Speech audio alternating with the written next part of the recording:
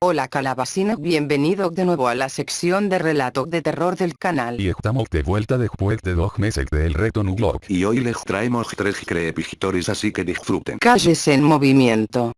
Cuando era una joven niña, de unos 7 u 8 años, no recuerdo con seguridad, mi abuelo solía venir a visitarme. De ser sincera, odiaba sus visitas con toda mi fuerza. Entre la tarde y la noche, cuando el sol se ocultaba, solíamos tomar café con pastel de manzanas que mi mamá horneaba en mi casa, con mi abuelo.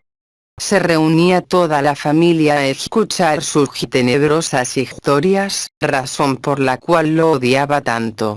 Relataba historias comunes de hechos que solo a él le habían ocurrido y creo, para seguir con esto de la sinceridad, que eran demasiado prescindibles a ser inventadas, creía que se aprovechaba de clásicas o leyendas urbanas locales y las contaba como experiencias propias con una historia totalmente planificada por su imaginación para aterrarnos, pero las narraba con tanta seguridad que te hacía tragar la idea de que eran totalmente ciertas, pero yo no creía eso. La última vez que vi a mi abuelo nos contó una historia sobre un lugar en el cual los números de las calles cambiaban.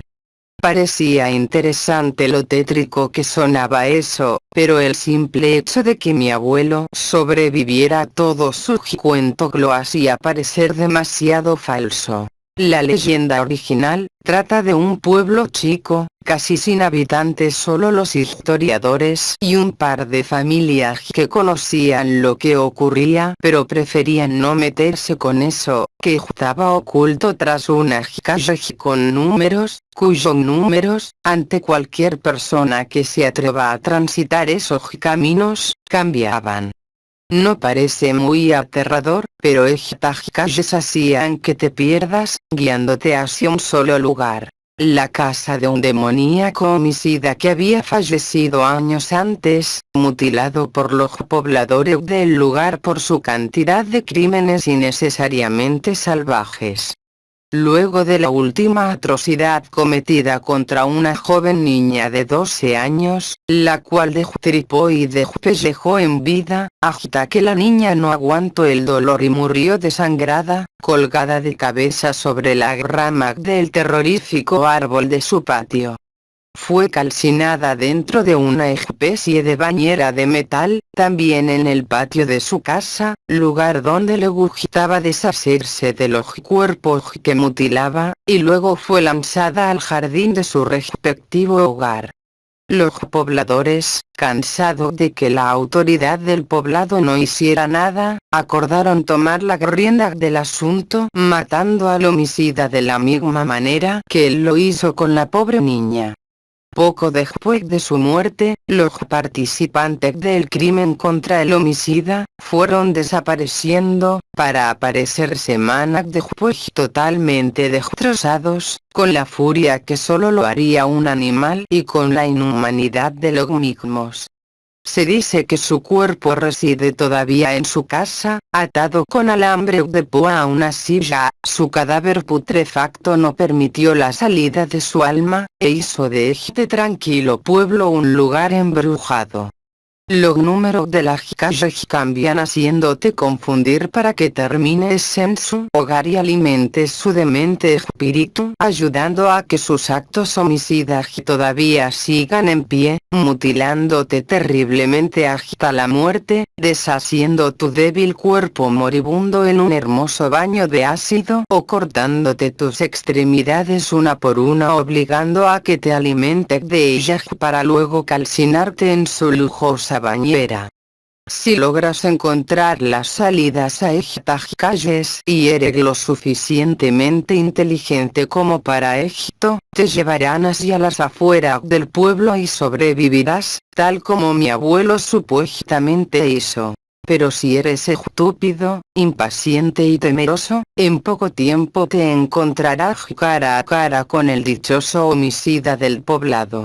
Desde que cumplí los 15 años, comencé a mostrar interés sobre lo sobrenatural. A mi grupo de amigos y a mí nos llamaba demasiado la atención las cosas que sean lo suficientemente tétricas como para llevarnos un buen susto. Hemos entrado a cementerios en los cuales supuestamente los fantasmas aparecían frente a tus ojos, hospitales abandonados en donde, durante la dictadura militar, miles de personas fueron torturadas, escuelas que fueron escenario de múltiples masacres, casas que relatan que sus residentes se suicidaron y los objetos dentro de estas se movían por cuenta propia. Adorábamos pasar noches enteras en estos lugares, descartando teorías y leyendas que por cierto hasta ahora no pudimos comprobar ninguna hasta ahora.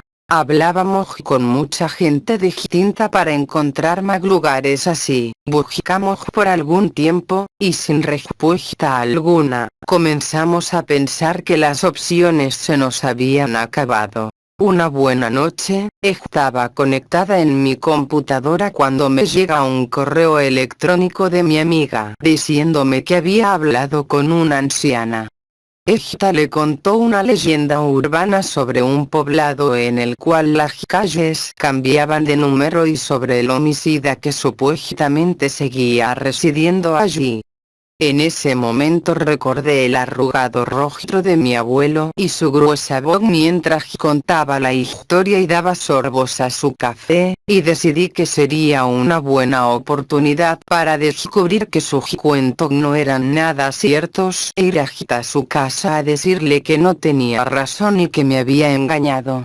Todos accedimos a ir y acordamos un día de fin de semana para viajar hasta ese lejano poblado. Llegado ya el día, todos nos reunimos en nuestro recurrente punto de encuentro y tomamos el bus que nos llevaría hasta el lugar. 2 horas de inagotable viaje y una larga caminata entre bromas, comida y programación sobre lo que haríamos o no haríamos al llegar, logramos estar de pie ante el dichoso poblado. Debo admitir que lucía tan escalofriante como la historia de mi abuelo narraba, pero supuse que los años le habían pasado por encima, por eso estaba en tan mal estado.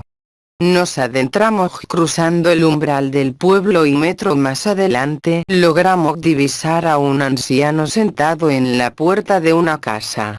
Nos habló de una manera perturbadora diciéndonos que no debíamos estar ahí y que nos larguemos antes de que las cosas se pongan peor, a lo que contestamos que estábamos buscando la casa de mi tía que hacía años que no visitaba y que la saludaríamos si nos iríamos de ese lugar.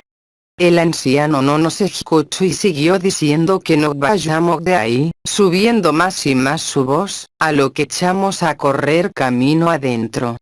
Unos cuantos metros más adelante, un amigo sacó un anotador y una pluma y escribió en la blanca hoja el número de la calle, argumentando que si llegaba a ser verdad la leyenda, sería más fácil salir de ahí con el recorrido registrado. La CLUSEC del poblado parecía en escasear de mantenimiento, por lo cual eran demasiado débiles y titilaban a cada paso que dábamos.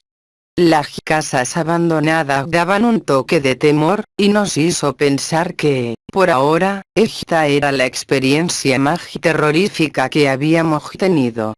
Entre burlas y juegos, luego de una hora caminando y cansado de transitar por esos parajes, mi amigo, el que anotaba, detuvo su caminata.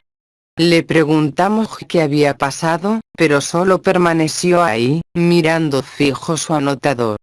Reiteramos la pregunta y respondió que raro, creí que estábamos subiendo, no bajando. Le dijimos que deje de bromear, que habíamos visto la numeración de las calles antes, y estábamos más que seguros que estábamos subiendo.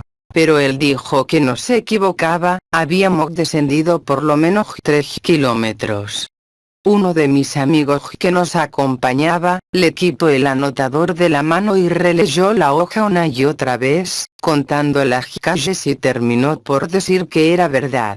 Atónitos los expectantes, decidimos sentarnos un par de minutos a conversar sobre qué haríamos ahora. Antes de sentarnos, recuerdo haber mirado el cartel que contenía el número de la calle y decía claramente calle 530.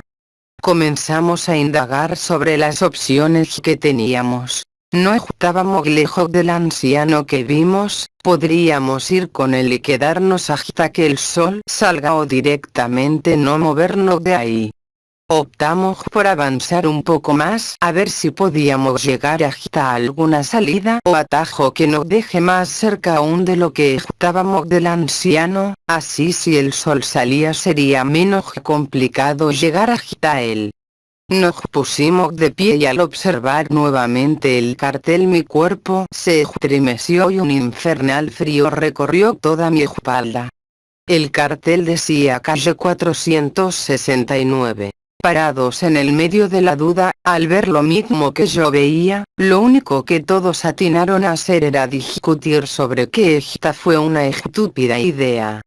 Entre tantos insultos e inculpaciones entre ellos, todas en bromas enfermizas, yo seguía inmutable, mirando fijamente el cartel. Normalmente, el resto de las personas que observan esta situación, se asustan peor de lo que uno creería, pero extrañamente, ellos seguían actuando como si todo fuera una broma pesada aún más allá de lo que estaban presenciando, aunque reían nerviosos. Seguí observando seriamente el cartel, casi sin parpadear, pero mis débiles ojos no soportaron por mucho la presión del frío y polvoso aire, el cual logró que cerrara los ojos por aproximadamente un minuto. El cartel decía calle 402. Cada segundo que pasaba era aterradoramente eterno, hasta que reaccioné de lo que sucedía y acoté, tratando de que en mi temblorosa voz no se notara miedo o inquietud alguna, ya que eso haría que los demás se asustaran más de lo que yo lo estaba, que debíamos movernos o las calles se moverían por nosotros. Volteé nuevamente y volví a mirar fijo el cartel. El cartel decía calle 393. Recordé lo que mi abuelo me contaba y en esa fracción de segundo vino a mi mente como un puñetazo, el número de la calle del macabro homicida, era 202. Insistí a mi oposición de quedarnos de pie en el mismo lugar, y rogué que no movamos rápido. Supuse que si caminábamos hacia arriba, lo más veloz posible, llegaríamos a destino, pero la presencia de 4 fumadores en el grupo no era nada gratificante para la encomendada misión. Volví a mirar el cartel. El cartel decía calle 350. Desesperada, traté de encontrar una solución al problema, intentando recordar cómo se desenlazaba la historia de mi abuelo. Lo único que recordaba ante lo atónito de mi ser en esa situación era que debíamos actuar con inteligencia. Quise encontrar alguna relación entre el tiempo y la descendencia de los números, pero poco pasó para que me diera cuenta de que eso no tenía nada que ver con nada. Comenzamos a correr lo suficiente. Mis amigos, aunque tenían los pulmones destrozados de tanto fumar, corrieron mucho más rápido que yo. Pocas cuadras después, se cansaron. Miré de nuevo la numeración de la calle. El cartel decía calle 307. Reaccioné. Correr no era la solución. Comenté esto rápidamente con mi grupo y al notar que ninguno encontró una solución al problema, solo atiné a echarme a llorar. Cuando, de repente, un amigo sugirió que nos metamos a alguna de las casas que estaban en el poblado, ya que lo único que se movían o cambiaban eran los números de las calles, no las casas, que esperemos ahí hasta que sea de día y quizá algo de lo que vivimos esta noche haya cesado ya para la aparición del alba. Una de las mujeres que nos acompañan cayó en cuenta de que habíamos perdido el rastro de las casas hace varias cuadras atrás. Pero la misma mujer sugirió seguir corriendo un poco más, quizás así encontremos algo. Nadie levantó voz en contra de esta idea y corrimos nuevamente. 5 cuadras más adelante, divisamos una casa en el medio de un sombrío patio. Nos detuvimos a retomar el aire unos minutos en la calle, y nadie dudó en entrar una vez que pudieron respirar con normalidad. Sin embargo, yo no estaba muy de acuerdo con la idea de entrar o no, pero si no lo hacía me quedaría por siempre vagando por estas calles, con la opción de encontrarme con el homicida. Quizás su plan sí funcione. Entonces, ¿qué era mejor? Entrar a una casa con la esperanza de que todo cese en el amanecer, o seguir de pie en una calle cuyo tétrico movimiento me llevarían a los pies de un lúgubre patio, con una terrorífica casa, en la cual habita un homicida muerto hace varios años atrás. Preferí entrar. Cuando volví de mi mundo de pensamientos y dudas, me percaté de que mis amigos ya no estaban. No había nadie ni nada, solo yo parada en medio de una calle cuyos dos extremos estaban rodeados de campo, muy similar a la salida del pueblo. Pasaron unos minutos pensando y pensando qué era lo que había pasado o a dónde se habían dirigido mis 5 amigos. Cuando, de repente, me di cuenta de la existencia de un pequeño anotador a mis pies. En gigantes letras de tembloroso pulso, unos garabatos bastante entendibles se rizaron mi piel e hicieron que permanezca inmutable ante esto que estaba viendo. No escuchaba nada más, solo mi latente corazón, la suave brisa del campo, y el roto silencio de gritos en la lejanía. El anotador decía calle 202. Recuerdo del orfanato. Mi madre se enamoró de un europeo rico y se fue con él a Francia. Fui el fruto de su constante noche de lascivia. No le gusté al francés, quien cambió su manera para con su puta y al final amenazó con abandonarla. Ella rogó por seguir con él a cualquier precio, y accedió a la condición de hacerme desaparecer, pues su amante no toleraba a los niños. En lugar de matarme, venderme o darme en adopción, aquella infeliz me envió a un orfanato enclavado en un valle. Lo atendía una veintena de religiosas. No estaban preparadas para contingencias extraordinarias. Estalló la Segunda Guerra Mundial y las muy idiotas no pudieron organizarse para mantener el sitio.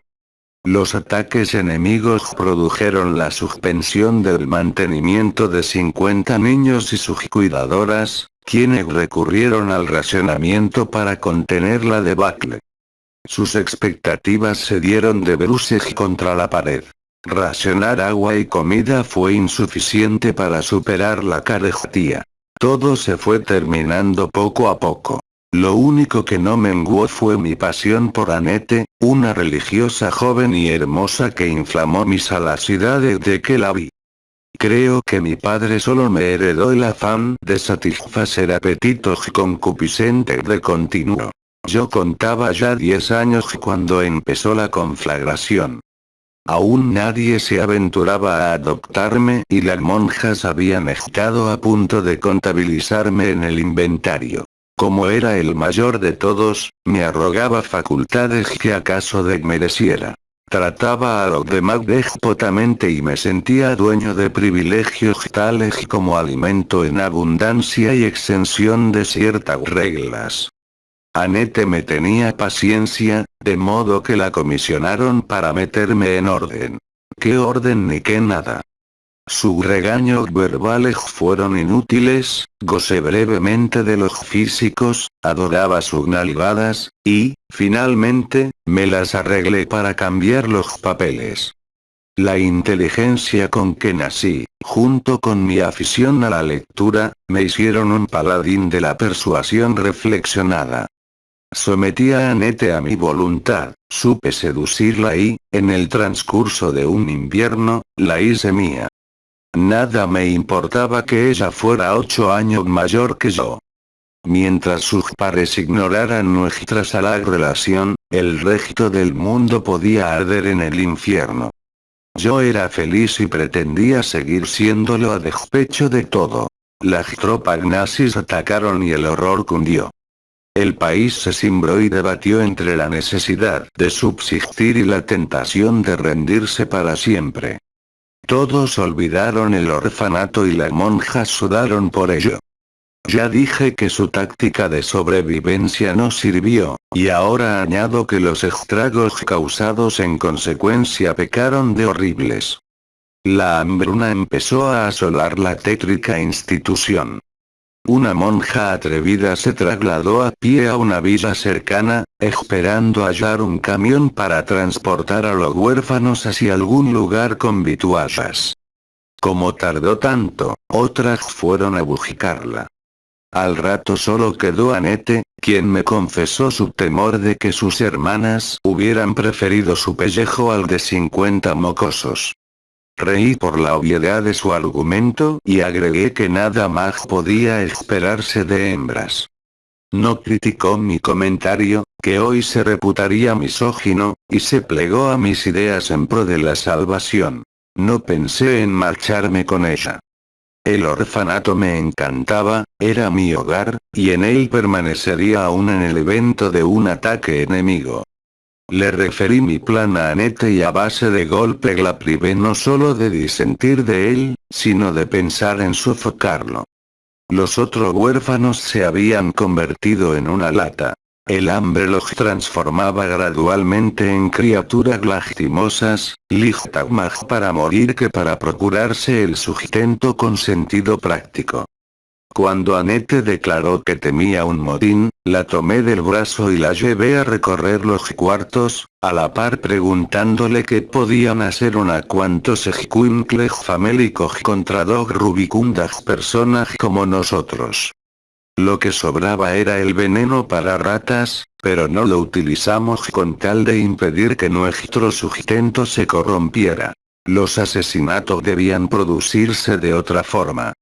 Annette no accedió a ninguna de mis invitaciones para perpetrar la masacre en común. A fin de que no moviera un dedo para detenerme, la até de pies y manos, la amordacé y la escondí en el ropero, que cerré con llave. Enseguida fui por un hacha a un cobertizo, me remangué y procedí. Había encerrado a todos los niños en una sola habitación, de modo que no tuve que desplazarme para repartir mandobles. Terminé bañado en sangre, sesos y fragmentos de órganos. Así me presenté ante Annette para desatarla. Entonces ella enloqueció. Pero su locura fue pasiva.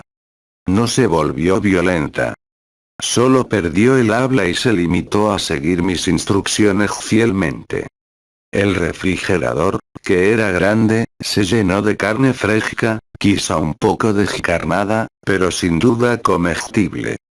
Cuchillo en mano, me dediqué por 2 días a deshuesar miembros, eviscerar cajas torácicas y preparar ricos estofados. Entretanto, Annette, trapeador en mano, limpiaba una y otra vez el suelo, ávida de no dejar muestra alguna de la atrocidad cometida entre aquellos muros. Yo combinaba mi lance de cocinero con violentas posesiones del cuerpo de Annette. La tomaba en la cocina porque ahí pasábamos la mayor parte del tiempo, y no me importaban los numerosos ruidos que escuchábamos. Annette reaccionaba con horror, pero yo le recordaba que estábamos solos, aclarando que, de no estarlo, nada podríamos hacer para suprimir otras visitas. Ahora bien, las manifestaciones inexplicables dieron un día paso a presencias reales. Un destacamento de alemanes irrumpió en el orfanato y, tras registrarlo, nos halló en la cocina, semi-inconscientes.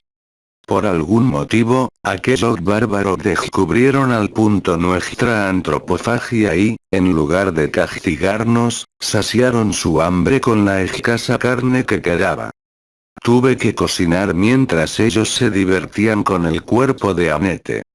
Ignoro cuántas veces la violaron, pero recuerdo que la olvidaron al notar que la habían matado. Se enojaron cuando no tuve nada más que ofrecerles y, para desahogarse, me surtieron de golpes y escarnios. Apenas consciente, me preparé para ser devorado por aquellas bestias, si cabe más despiadadas que Annette y yo. Esperé en vano. Me mantuvieron con vida. Comprendí que les servía más vivo. Como habían perdido a un camarada, yo bastaría para suplirlo. Sería su cocinero, su criado. Un par de años fungí como tal, a las órdenes de amos déspotas que de vez en cuando eran reemplazados por otros, no menos atrabiliarios. Finalmente la guerra terminó. Los aliados acabaron con sus acérrimos enemigos y, aun cuando el orfanato fue escenario de una batalla impresionante, la suerte me privó de morir acribillado. Fui hallado por compatriotas. Me llevaron a otra parte, me cuidaron, me alabaron por la resistencia mostrada ante el enemigo. Esperaron que los episodios de canibalismo nazi no me hubieran enloquecido. Yo recordaba continuamente a Annette. Hasta ahora había podido callar mis tiempos con ella. Bueno, hasta aquí el video del día de hoy. Que pasen unas maravillosas pesadillas.